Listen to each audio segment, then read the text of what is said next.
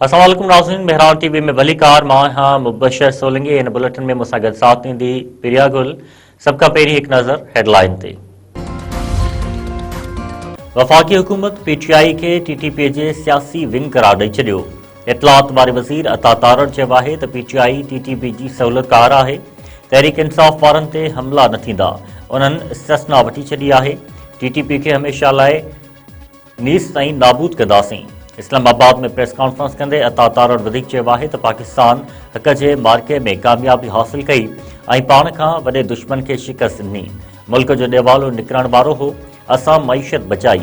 2025 मुल्क लाइ कामयाबियुनि जो साल साबित थियो। वज़ीर आज़म शहबाज शरीफ़ रमज़ान पैकेज जी तयारी जी हिदायत करे छॾी। ईंदड़ रमज़ान ऐं गुज़िरियल रमज़ान पैकेज जे थर्ड पार्टी निज़ाम जे जाइज़े लाइ इजलास।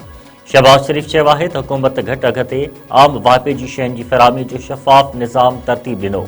ईंदड़ रमज़ान लाइ गुज़िरियल साल खां वधीक असराइतो पैकेज ॾिनो वेंदो। माण्हुनि खे रमज़ान पैकेज जी इमदादी रक़म जी फ़राहमी डिजिटल वॉलेट्स ज़रिए कई वेंदी। यूटिलिटी सोर्स में बदउनवानी सबबि मुस्तहिक़ माण्हू पंहिंजे हक़ खां महरूम हुआ। केपीके जो वॾो वज़ीर सुहेल आफ़रीदी सिंध जे दौरे ते कराची पहुची वियो। सूबाई वज़ीर सईद गनी पारां एयरपोर्ट ते आजियां। सुहेल आफ़रीदी खे अजरक ऐं टोपी पाराई। वज़ीर आला केपीके पार्टी सरगर्मियुनि में शिरकत, कॉम्पर्स ऐं सियासी अॻवाननि सां मुलाक़ातूं कंदो। सुहेल आफ़रीदी जी वॾे वज़ीर मुराद अली शाह सां मुलाक़ात जो बि इम्कान। सिंध हुकूमत पारां पीटीआई खे जिन्ना ग्राउंड में जलसे जी इजाज़त ॾियण जो फ़ैसिलो। सूबाई वज़ीर सैयद नासिर हुसैन शाह चयो आहे त सुहेल आफ़रीदी सियासी सरगर्मियूं करण सां गॾु जलसो बि करे सघे थो। पीटीआई समेत कंहिं बि जमात खे पुरअमन जदोजहद खां नथो रोके सघिजे। जेकॾहिं कानून जी ख़िलाफ़ वर्ज़ी थींदी त मसइला पैदा थींदा। दोदापुर वेझो कारा जे इल्ज़ाम हेठि बिटो क़त्ल। ॻोठ आरिफ जखराणी में जवाबदार पंहिंजी भेण इक़बाला ख़ातून ऐं नौजवान ज़फ़र जखराणी खे बंदूक जा फायर करे क़त्ल करे छॾियो। पुलिस जो चवणु आहे त वाक़ियो कारा इल्ज़ाम हेठि पेश आयो आहे। वधीक जांच कई पई वञे। गड़ी यासीन वेझो नौजवान जो गोलियूं लॻल लाश मिलियो। मक़तूल जे ॻोठ दोदो ॾेथो वासी नौजवान फराज़ अहमद ॾेथो लाड़काणो भरिसां दादू केनाल मां लाश हथायो। इस्पताल मां ज़रूरी कार्रवाई बाद नौजवान जो मढ़ घर पहुचण ते कुराम।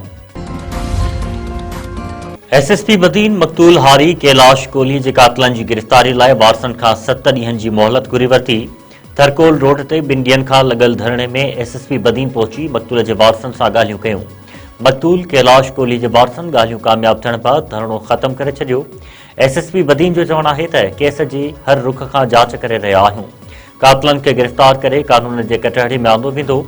मक़तूल जे वारसनि चयो आहे त जेकॾहिं 7 ॾींहनि अंदरि कातिल गिरफ़्तार न थिया त ॿीहर धरणो हंयो वेंदो। सुई हणी लिखियल आहे न कुझु आहे।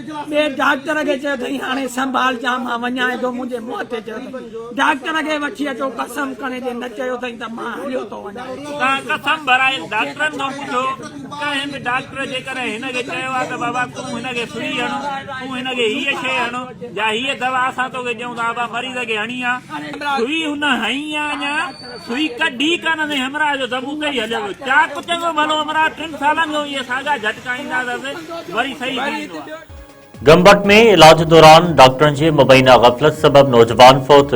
वारसनि जो डॉक्टरनि ते लापरवाही जो इल्ज़ाम। लाश रखी एहतजाज। टरी मीरवा जे रवासी 25 वरनि जे तुराब अली मंगनाहार इलाज दौरान जिम्स अस्पताल में दम धणी हवाले करे छॾियो।